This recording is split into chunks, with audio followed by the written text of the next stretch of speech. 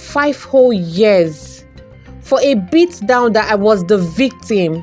His weary eyes hold sad tears. My name is Mustapha. I joined the robbery crew when I was 16 years old. Ubong, 22 years old, sat in a small, dimly lit room, staring blankly at the walls. The room, though not a prison cell, felt just as confining. He was free, but his mind was still trapped in the four walls of prison. His thoughts were haunted by the memories of his wrongful imprisonment, the humiliation and the pain. The world outside seemed distant, almost unreal. Missy Ufon, a caring woman with a heart full of empathy, had taken legal guardianship of Ubong's younger siblings while he was in prison. Now she had extended her home to Ubong, offering him a place to stay until he could get back on his feet. But even with her warmth and kindness, Ubong felt like a ghost in his own life. One evening, Mr. Ufon found Ubong lounging sorrowfully on the couch, staring blankly at the television. The sound was on, but he wasn't really watching. He was lost in his own thoughts, reliving the trauma of his past. Ubong, Mr. Ufon called gently, sitting beside him. I know it is hard, but you are out now. You have a chance to start over. Ubong sighed heavily, his voice hollow.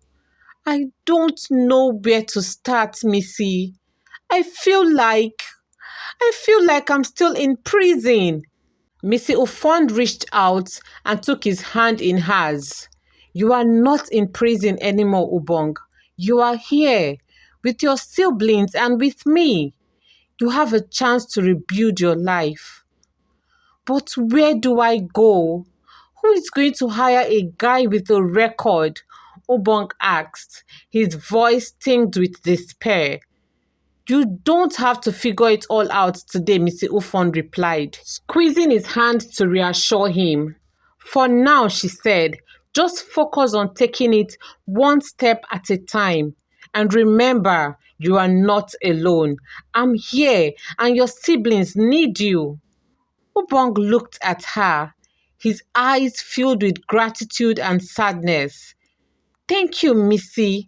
I don't know what I would do without you. Missy Ufon smiled warmly. For me, I don't mind that you stay with us. Just make sure you get your life back on track. You have so much potential, Ubong. Don't let this experience define you. Despite his reservations, Ubong knew he had to find work. With nowhere else to turn to, he decided to reapply at the restaurant, his old job, hoping they would give him a second chance. The restaurant that was once a place of solace for Ubong now felt like a battlefield. As he approached the building, memories of his past life flashed before his eyes. The friendly banter with the customers, the tips he earned, the sense of purpose he once had. But all those seemed like a lifetime ago. When he walked into the manager's office, Mr. Imor, the employing manager, looked up from his desk. A smirk played on his lips as he recognized Ubong. Well, if it isn't the golden boy himself, Mr. Ubong sneered. Come crawling back, have you? Ubong swallowed hard, trying to keep his composure. Sir, I'm here to ask if I could get my old job back. Mr. Ubong leaned back in his chair, laughing heartily. You? Back here? After all that's happened? Oh, that's some nerve. The laughter stung Ubong like a knife. He clenched his fist, but kept his voice steady. I just need a chance, sir. I will work hard, I promise. Look around you, boy, Mr. Umon said, gesturing to the bustling restaurant outside his office. This place doesn't need charity cases.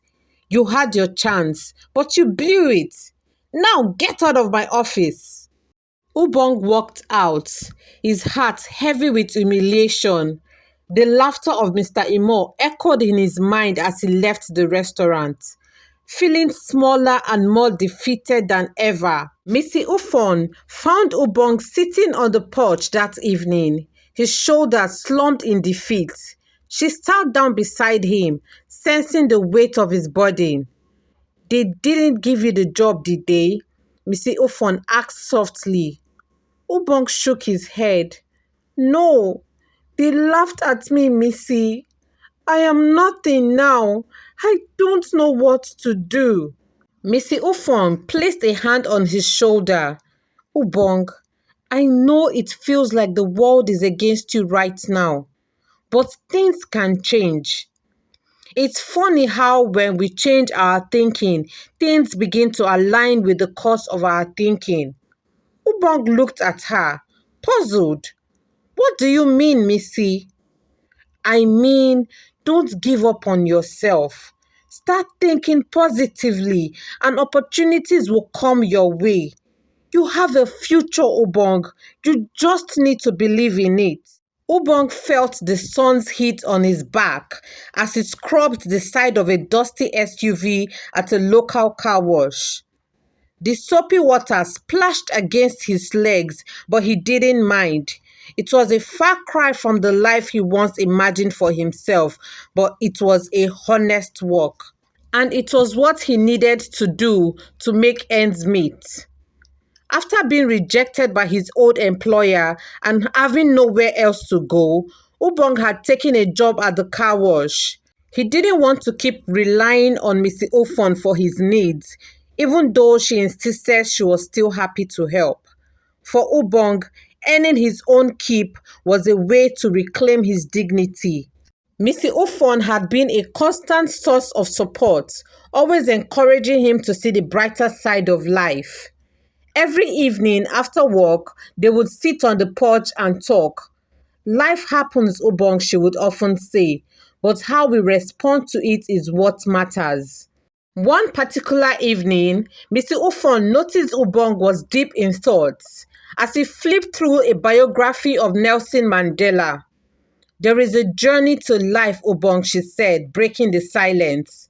"It seems a higher one coordinates our lives, and when we believe against all odds that we will be better, we somehow become better." Ubong nodded, her words sinking in. The biographies he had been reading lately were filled with stories of people who had faced unimaginable challenges yet had risen above them to make a difference in their communities. These stories inspired him, and gradually he started to regain his sense of purpose. Ubong's renewed mindset began to reflect in his work. He no longer just washed cars, he took pride in every vehicle he handled. His attention to detail didn't go unnoticed, and soon he became the best car wash operator at the business. Customers began requesting that Ubong be the one to handle their cars, knowing he would treat them with care. One day, after finishing a particularly thorough job on a customer's car, Ubong approached his boss, Mr. Udo, an elderly man with a withered face but kind eyes. "Sir," Ubong called out as he noticed Mr. Udo organizing some papers by the counter. "Yes, Ubong, is everything okay? Are you done washing the cars?" Mr. Udo asked, looking up with a hint of concern. "Oh, yes, sir," Ubong replied quickly. I wanted to suggest an idea, if you can think about it, to see if it's a good one, sir," Ubong replied nervously. Mr. Udo's eyes lit up. He hadn't had anyone, not even an employee, suggest an idea in a long time. "Yes, Ubong, my boy, what is it?" Ubong took a deep breath, hoping his suggestion would be well received. "Sir, running a car wash business is becoming competitive, especially with Mr. Olu's car wash just across the street. I'll suggest we do more for the customers so they can choose us instead of him." Mr. Udo's face fell slightly. assuming the idea would require a significant financial investment. No, Ubong. There is not so much money to spend here. We barely make the monthly cuts even. Not 1 naira to spend, Ubong. Ubong smiled. Undeterred, he replied, Sir, it will demand just a token, but we can squeeze that into the customer's bill.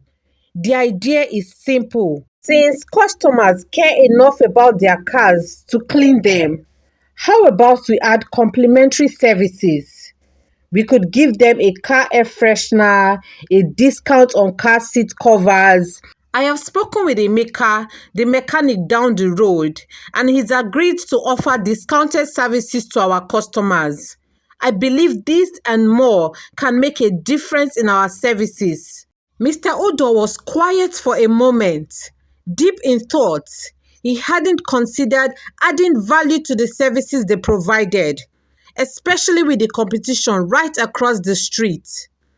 After a few thoughts, he finally spoke. I will consider it, Ubong, he said, nodding slowly. Mr. Olu, opening a car wash opposite us is quite a competition. I guess I will look into it. Thank you, Ubong, for the thoughtful idea. A few weeks after implementing Ubong's suggestions, the change was noticeable. Customers began trooping in, not just for the excellent car wash service, but for the little extras that made their experience special. They loved the air fresheners, the discounted car seat covers, and the option to have their cars serviced by a maker at a reduced rate. Word spread quickly, and soon the car wash revenue tripled. Mr. Odo couldn't have been happier. The once struggling car wash was now thriving, and it was all thanks to Ubong's innovative thinking. As the days went by, Ubong found himself not just working a job, but contributing to something meaningful. His confidence grew, and with it, his sense of purpose. One evening, after another busy day, Mr. Odo approached Ubong. Ubong, I have to say, you have really turned things around here. I can't thank you enough. Ubong smiled, feeling a sense of pride he hadn't felt in a long time. Thank you, sir. I am just glad I could help. As Ubong walked home that evening, he reflected on how far he had come.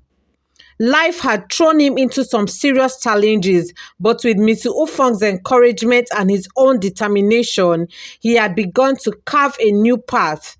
He was no longer just the boy who had been wrongfully imprisoned. He was a man who had faced adversities and come out stronger on the other side. It was an ordinary afternoon, the kind where the sun cast a gentle warmth over everything, making the bustling city feel almost peaceful. Ubong was in his usual spot at the car wash, rinsing off a sleek black SUV. Business had been good, and he was focused on making sure every inch of the car gleamed. A few cars down, a man in a sharp-tailored suit was having his car washed.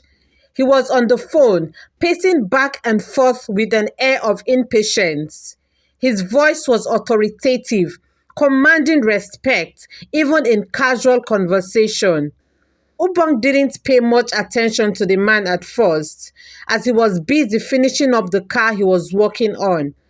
But as the man's call ended, he walked over to where Ubong was standing, his eyes scanning the car with a critical gaze. Hey, excuse me, the man said, catching Ubong's attention. Can you make sure you get that spot right there? I think there's still some dirt. Ubong looked up, his eyes meeting the man's for the first time. There was something vaguely familiar about him, but he couldn't quite place it.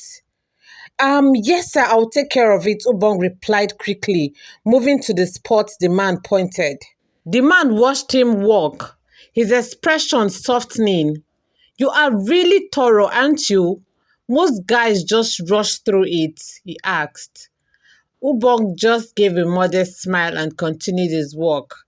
Sir, I try to do my best with every car. It is important to me. The man nodded, seemingly satisfied. He stepped back to let Ubong finish, but something in his posture suggested he wasn't quite ready to leave. As Ubong finished up, the man took a closer look at him, his eyes narrowing slightly. "Have we met before?" the man asked. Suddenly, his tone more curious than confrontational.